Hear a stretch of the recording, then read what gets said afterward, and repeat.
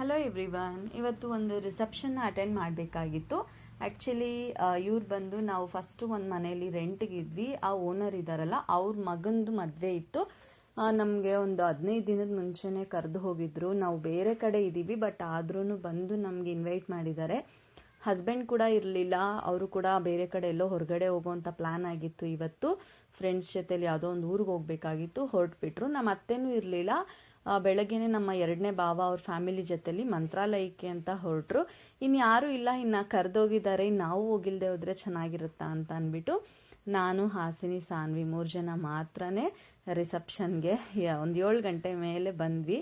So ಬೇಗ ಬೇಗ ಮುಗಿಸ್ಕೊಂಡು ಹೊರಟು ಬಿಡೋಣ ಅಂತ ಅಂದ್ಕೊಂಡ್ವಿ. ಆದರೆ ಬಂದಮೇಲೆ ಗೊತ್ತಾಯಿತು ಸಿಕ್ಕಾಪಟ್ಟೆ ಜನ ಇದ್ದರು, ಆದರೆ ತುಂಬ ಚೆನ್ನಾಗಿ ಮಾಡಿದರು. ಆ್ಯಂಡ್ ನಾವು 3 ಜನ ಬಂದಿರೋದ್ರಿಂದ ಆದಷ್ಟು ಬೇಗ ಕ್ಯಾಬ್ ಬುಕ್ ಮಾಡ್ಕೊಂಡು ಮನೆಗೆ ಹೋಗ್ಬೇಕಲ್ವ, ಬೇಗ ಹೋಗೋಣ ಅಂತಲೇ ಅಂದ್ಕೊಂಡ್ವಿ. ಊಟ